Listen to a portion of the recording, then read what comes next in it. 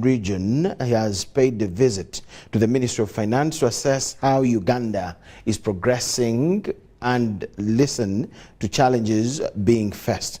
During a meeting, it was agreed that the joint venture between Madvani Group and Uganda Development Corporation be concluded to handle production of industrial sugar. Reviving of the road fund and getting money from different sources were among the recommendations made by the Director General, African Development Bank, East African Region, Nenalire Nabufo, while meeting the Finance Minister, Matia Kasaija.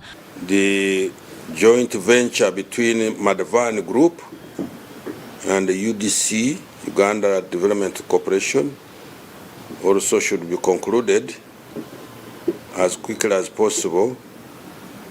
You know that the JV will be handling the production of industrial sugar. We must fund or get money for maintenance of roads when they have been constructed. And I told them that yesterday I was in the Parliament and we agreed that the road fund must be revived and must get money from different sources. While interacting with officials from the Ministry of Finance, a delegation from the African Development Bank noted that there is need to compensate the project-affected persons. We have handled that matter. We have not completed along the whole track, but I know some people have been compensated, and if we really started working, there will be space where people can work, where the contractors can work without being bothered by the people who are living around, because those who are living around the track, particularly from Malaba, have been compensated. African Development Bank Director General, East African Region, Nenalire Nabufo, advocates for advanced procurement and expresses the need for training and engaging procurement officers. Ask our procurement and financial management team to come and have a workshop, physically here with them soon, train their teams, sit down with their teams, tell them what are the procedures, the expectations, so that they can go back and begin to prepare this procurement. So we are hoping that with that engagement, that all the procurements can start. The team from the African Development Bank East African Region is to visit its funded projects to assess their progress. Sudat Kaye, UBC News. The Inspector General of Government has urged traditional leaders in northern Uganda to join the bandwagon in the fight against corruption. Speaking from Ker Kwaro Acholi, Patricia Achan Okiria, the Deputy Inspector General of Government, told Rot David Onen Achan II that the fight against corruption requires strong alliance with different stakeholders. In the new strategy, the Inspector General of Government is inciting all Ugandans to hate corruption. In this new strategy, traditional leaders too have been brought on board in the fight against graft. When the fight against corruption is taken to the cultural leadership with the structures all over, with the chiefs spread out, then they can be able to reach the community better. Speaking from Kar, Kwaro, Acholi, Patricia Achen Okiro, the Deputy Inspector General of Government said her visit to the Acholi Paramount Chief, Rot David Onen Achana II, is to create a strong partnership between Acholi, Kar, Kwaro and the IGG office in the fight against corruption. This visit has been a courtesy call so that we can form strategies and see how we can work better, or to mobilize the people to join hands and rally behind the fight against corruption. Ojok Odong, a filmmaker, says it's very thoughtful for the Office of the Inspector General of Government to bring the cultural leaders on board in the fight against corruption for the important role in moral upbringing in society. That a responsible person should be accountable to himself, to the family that he hates, to the society or to the clan where he comes from, and like to the whole tribe. Creative approach of mindset and attitude change as regards to corruption. The Acholi Paramount Chief, Ruot David Onen Achana II, says, for better service delivery to the local population in the country, all Uganda must be involved in the fight against corruption. Working with any entity shouldn't be a problem because our roles are clearly defined and working. State Minister for Economic Monitoring, Peter Ogwang, has arrested 2 government civil servants for mismanaging government funds and presiding over shoddy work. Ogwang vowed to crush all those who waste government resources meant to benefit citizens. It's a week now since Minister Peter Ogwang started the economic monitoring and assessment of government projects in Wakiso district. Friday morning, Ogwang first visited St. Jude Banda Catholic Primary School in Mende sub-county, where 88 million Ugandan shillings was disbursed to construct 2 classroom blocks. The state of the classrooms were in bad condition, and the minister used the tape measure to find out the standard measurements. A few kilometers away is a community health facility. However, upon the arrival of State Minister Peter Ogwang, the staff quarters hadn't been accomplished, with work still undergoing. Minister Ogwang lost his temper, having been availed with the report that the same quarters are being funded by Busiro East Member of Parliament, Medad Lubega Segona. Like you saw, showed works, which of course makes government to lose money. On the issue of the staff house, I discovered that it's my colleague, the Member of Parliament, is his initiative. And now they are beginning to claim government has to complete it. At Kababi village, it was assuming that out of the 1.8 kilometer road connecting to Kalita, Kababi via Chitulungo and Busauli, that only 0.46 kilometer had been done. Mende Mayor Peter Mutuma accused them for refusing to avail him with the information pertaining the road construction. It was 2019-2020. That is the COVID time they were just keeping them.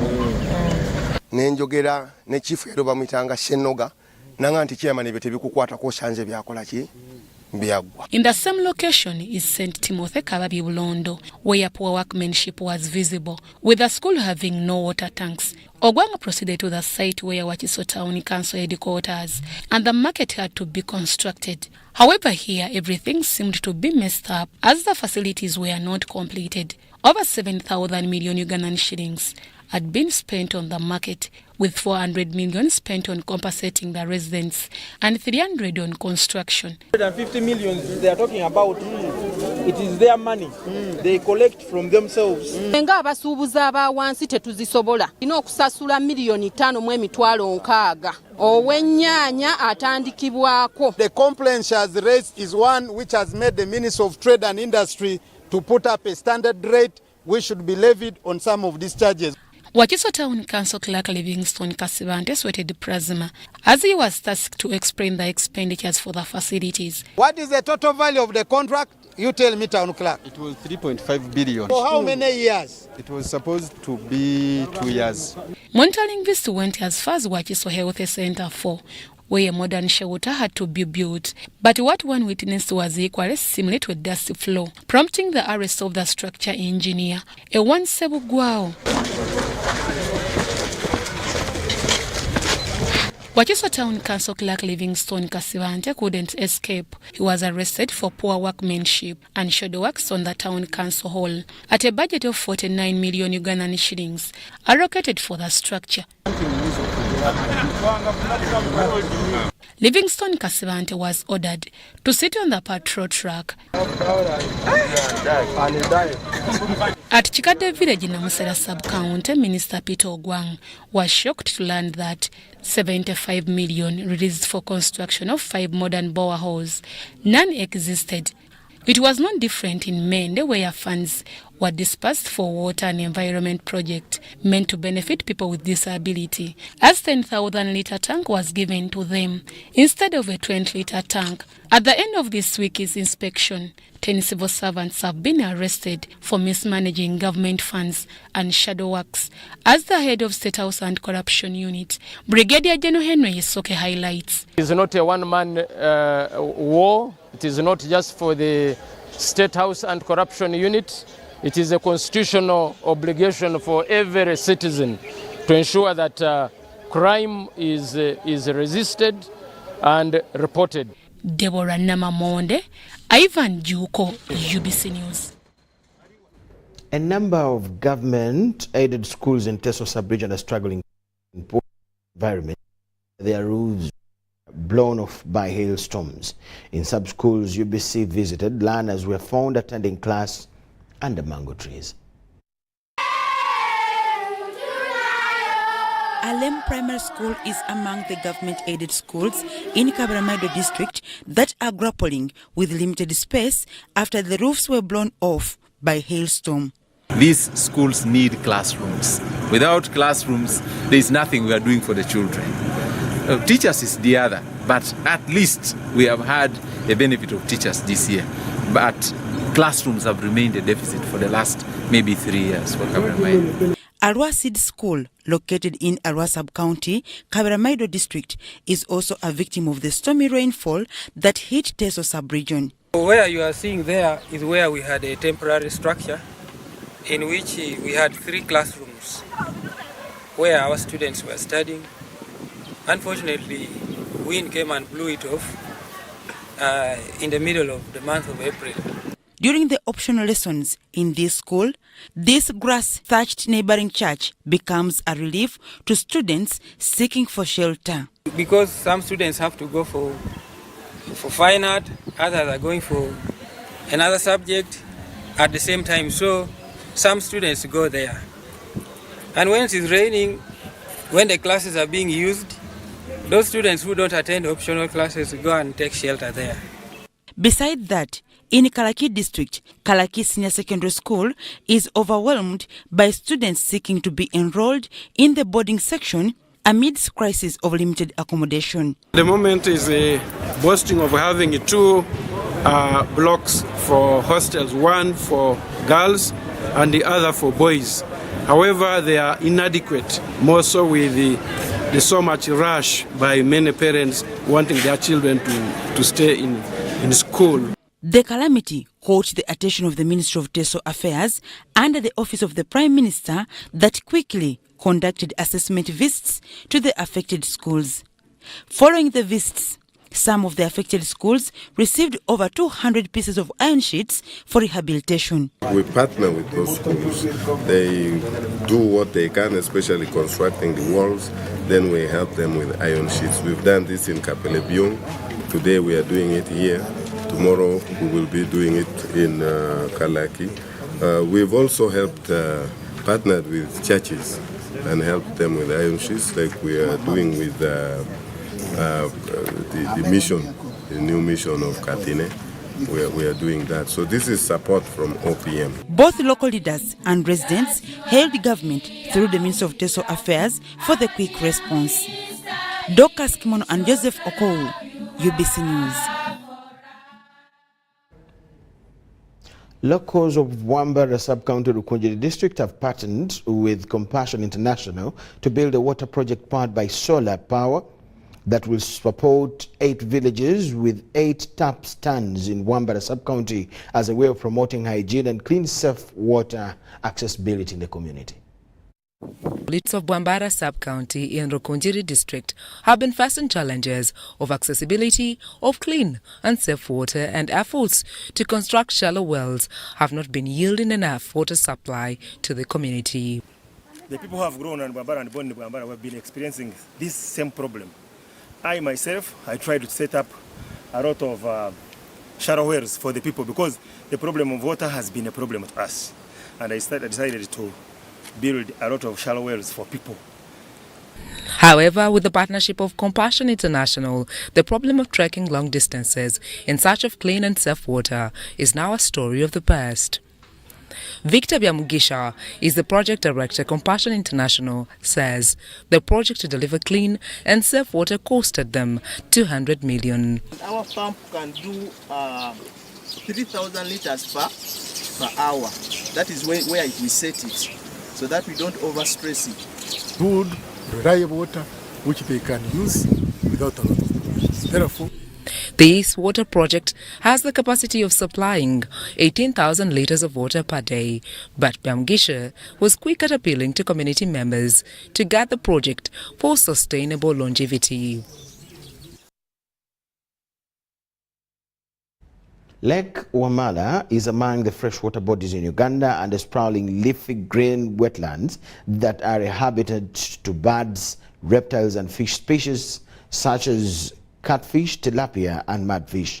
The lake is relatively shallow with a depth ranging from 1.5 to 4.5 meters and borders Mityana, Mubende, Kasanda and Gomba districts, covering a total catchment of 250 kilometers. This is Lake Wamala, located in the central Buganda region. The lake is shared with 4 districts of Mityana, Mubende, Kasanda and Gomba. However, unlike other lakes, it is a historical lake with 9 miles of Bagwe Island in Kasanda district.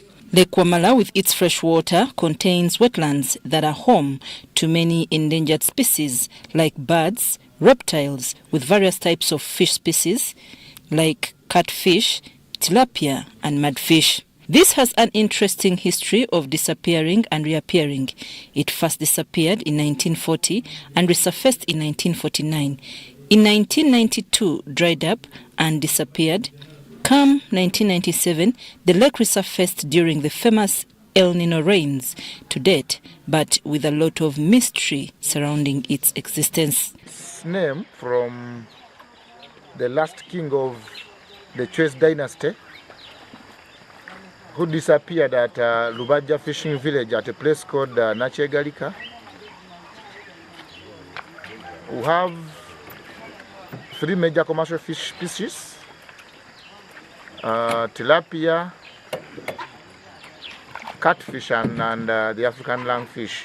Lake Wamala is over 250 kilometers but relatively shallow, with a depth ranging from 1.5 to 4.5 meters, surrounded by papyrus. The lake faces challenges of moving islands, among others. The mushrooming water hyphens on Lake Wamala with the green coloring water are pursuing a threat to the aquatic life therein. According to fishermen and communities using the waters of Lake Wamala for domestic consumption, the moving islands are affecting the water transport means on Lake Wamala, majorly the sailing of locally made wooden big boats. However, efforts to convince the Line Ministry of Water to allow them use small canoes that can maneuver in between the floating islands seem to have hit a dead end.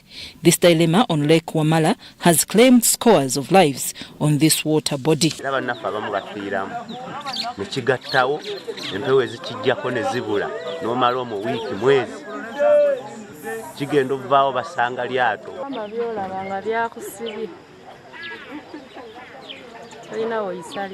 Despite of the challenges associated with the floating islands on Lake Wamala, fishermen on the other side say that the presence of the floating islands also act as breeding grounds for acceptable mature fish species before heavy winds start pushing them left, center and right on the lake. This has immensely contributed to the socio-economic welfare of fishermen.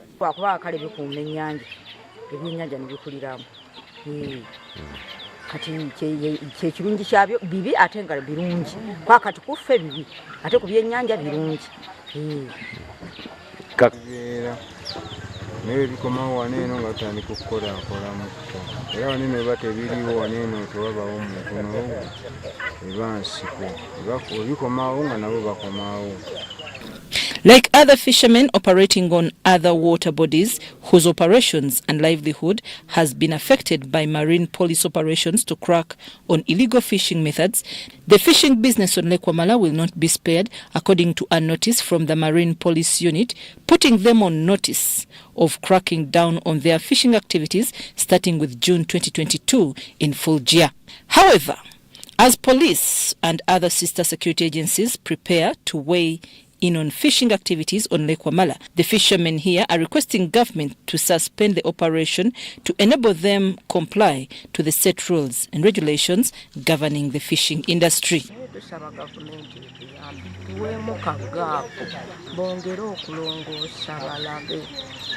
Ekyokubiri abasirikale abali ku mazzi batutawaanya emisinde.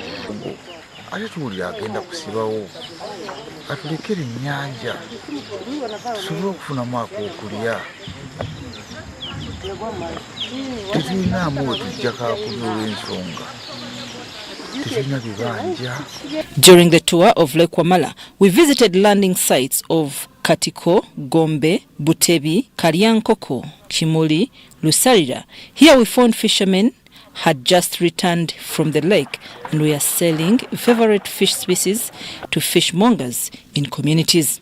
The Mityana District Fisheries Officer, Senyonjo Elijah, says the much anticipated clamp down on fishing activities on Lake Wamala is not an act of punishing fishermen, but to improve on the fishing methods and the quality of fish species in the lake. We have a program of creating a closed season for this lake, which is about a few days from now, because our program, we have to close this lake on 1st June 2022 for about 6 months to allow for fish growth within the lake.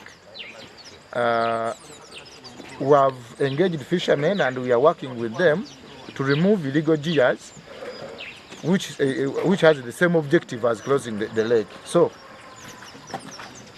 that is how far we have gone. With the increasing number of fishermen dying on Lake Wamala resulting from collisions with the floating islands, Senyonga says the interim solution to this problem is to use small canoes, as government plans to remove the floating islands from Lake Wamala that have nearly blocked all the bearing routes to possible landing sites destinations. I'm Nafka Farida and Salongo Kasvante.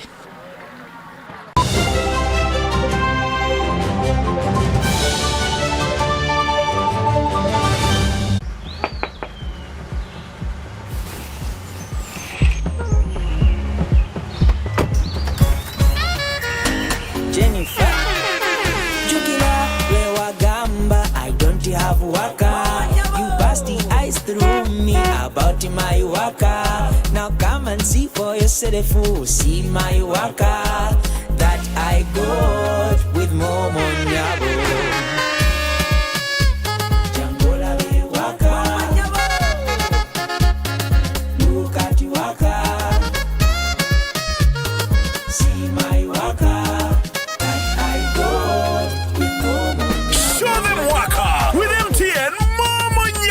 Simply deposit 20K or more on your mobile money for a chance to win 3 Toyota Succeeds and money to 2,000 lucky winners every week. We're giving away 24 cars and over 2 billion shillings of mobile money.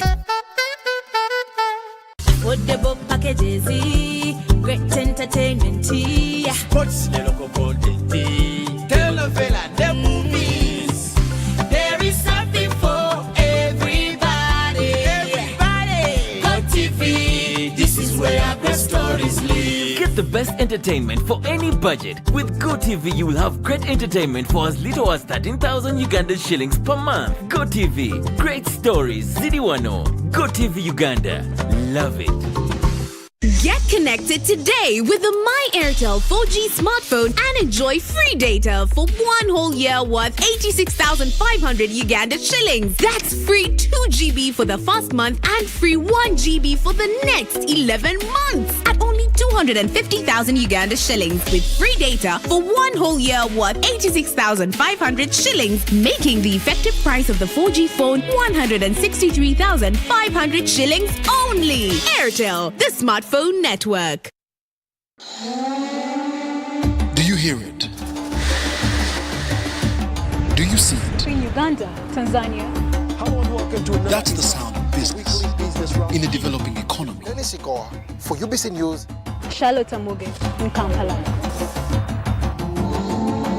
Catch the weekly business roundup every Saturday at 8:30 p.m. only on UBC TV, inspiring Uganda. Even with my grandson, a doctor at my side, I struggled to get the help I needed. But he saw something that day. He began to work day and night. He wouldn't quit, even when people said no.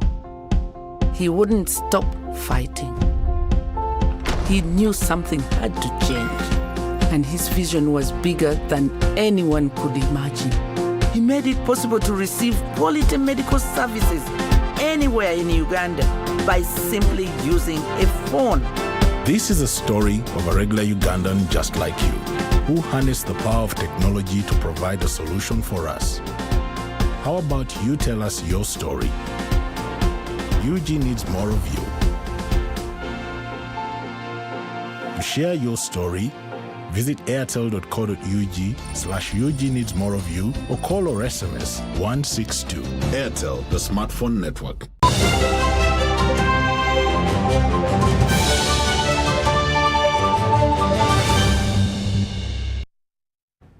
Welcome to our business news. Uganda Railway Corporation employees have undergone patriotism training during an exercise held at Kazi Busabala.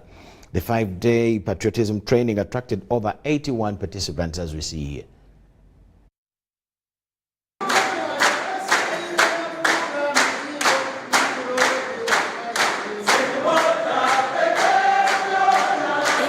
Uganda Railway Corporation employees have completed a 5-day patriotism training in mindset change regarding government infrastructure, strategic development goals, particularly in the railway sector.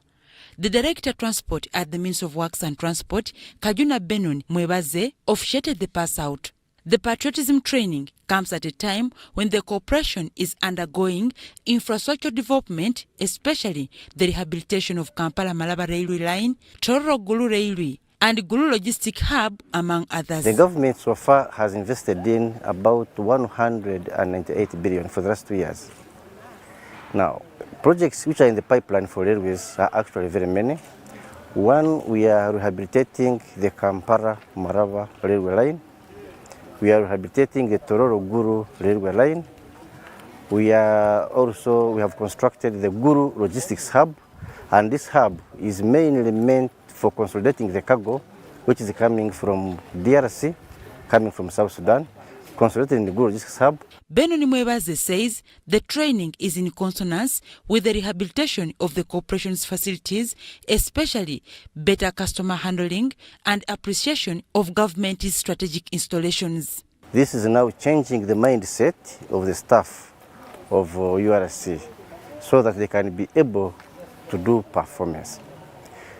You cannot only invest in infrastructure and you don't invest in the soft part, which is the mindset.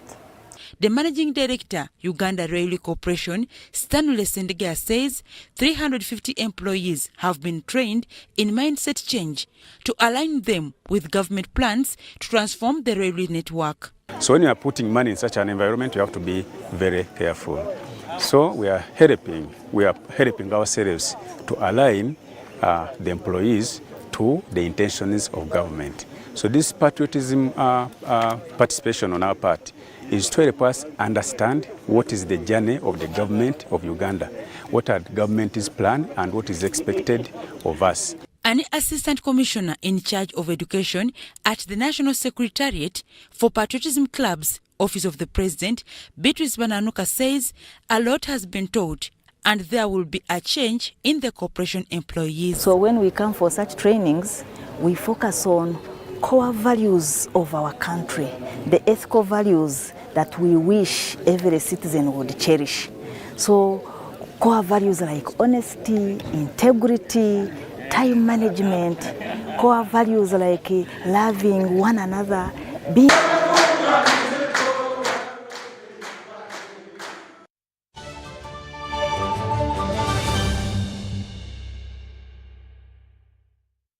That is all we had for you this afternoon. Thank you so much for watching. My name is Micheal Jordan Lukomwa. Enjoy the weekend. Bye-bye.